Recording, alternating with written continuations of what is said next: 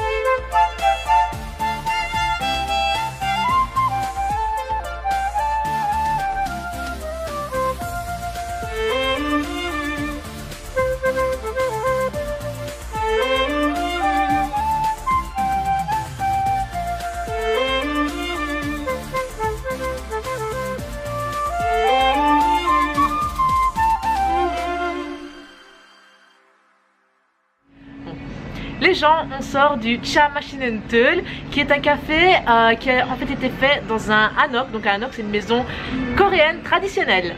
En fait, vous avez mangé assis sur des coussins sur le sol, et alors il y a juste une petite table basse pour déposer vos boissons et vos desserts. Et il faut enlever nos chaussures avant d'entrer. Ah ouais. Et ouais, voilà, on doit enlever ses chaussures avant de rentrer. Et alors il y a des chaussons, enfin des clopettes à disposition si vous ne voulez pas marcher à pieds nus. Au niveau de la décoration, et bien du coup ça ressemble à une maison traditionnelle tout simplement. C'est vraiment respecté dans le détail. Il y a des tissus qui sont mis dans des cadres. Il y a plein de poteries partout. Il y a des peintures. Il y a vraiment plein de tout petits détails un peu partout dans le café et ça donne beaucoup de charme. Nous avons trouvé que le serveur et la serveuse étaient vraiment très sympas. Comprenez-nous. Bonjour. Hello everyone. Bon mais justement le serveur vient de nous dire qu'il y aurait une meilleure vue en s'asseyant ici. Donc vraiment il parle super bien anglais. Donc voilà, si vous ne comprenez pas trop le coréen, bah vraiment ici c'est super accueillant. Au niveau de la carte, ce café propose des thés et des desserts traditionnels. Donc il y a énormément de choix de thé. Franchement on a eu du mal à faire le choix. Il y a plein de trucs aux fruits, aux fleurs. Ouais, il y avait plein de choix. Au niveau des desserts, il y avait de la soupe d'haricots rouges. Il y avait des toks, donc c'est des petits gâteaux de riz coréens. Et il y avait aussi des bingsu. Et les bingsu c'est ce qu'on a pris. Donc en fait c'est de la glace pillée avec de la pâte d'haricots rouges ou des fruits. Donc par exemple Laura a pris à base de pâte d'haricots rouges. J'ai pris à base de citron. En général il y a un peu de lait concentré sucré avec. Voilà, et on mange tout ça en été, c'est vraiment le plan parfait.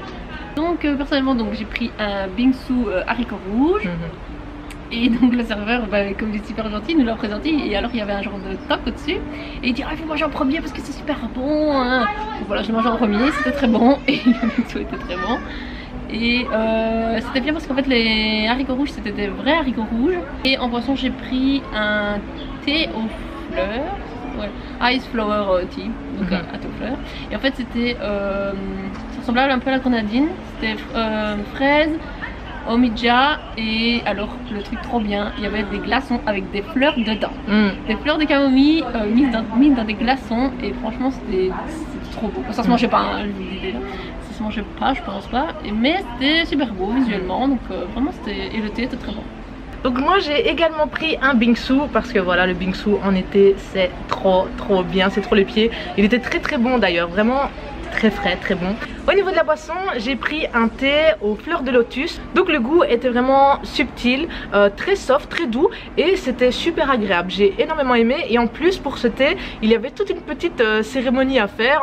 Enfin voilà, il fallait prendre le thé, enfin il fallait prendre de l'eau chaude, le verser dans la petite théière, verser le contenu de la petite théière dans un autre récipient qui allait filtrer le thé en fait, et puis reverser ceci dans le petit verre avec lequel j'allais boire.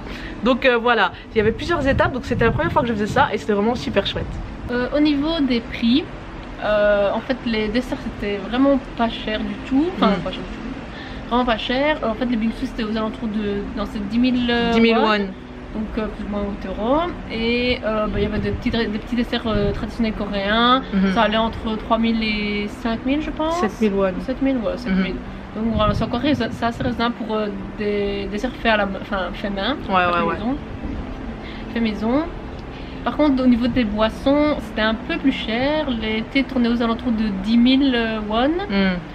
Donc voilà, c'était un peu cher pour du thé, mais bon c'est du thé traditionnel, il y a une petite cérémonie, enfin voilà. Un peu, il y a beaucoup de choix aussi. Il y a beaucoup de choix de thé, donc ça vaut le coup. C'est un peu cher mais ça vaut le coup. Ouais. Surtout dans le décor où vous êtes, franchement vous buvez votre thé, il y a la petite musique instrumentale derrière avec le fond, vous avez vu sur la montagne, voilà c'est vraiment à tester une fois, voilà ça a testé une fois. Nous sommes ici dans le quartier de Bukchon. Donc Bukchon c'est un quartier entier où les maisons sont traditionnelles et du coup c'est un quartier assez populaire, donc il y a vraiment pas mal de visites. Donc c'est possible que le café soit rempli pendant les heures de pointe. D'ailleurs il le précise, c'est précisé sur les menus que par moment il faut patienter tellement il y a de gens. Nous ça va, on est venu en semaine, il était 16 h je pense, donc franchement il n'y avait pas énormément de gens, on a pu prendre place directement et voilà.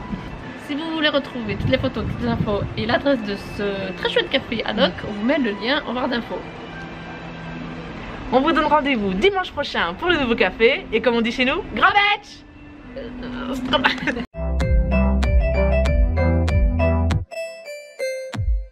Et au niveau des desserts, il y avait par exemple de... Au niveau des desserts, il y avait par exemple de la... Il aime pas.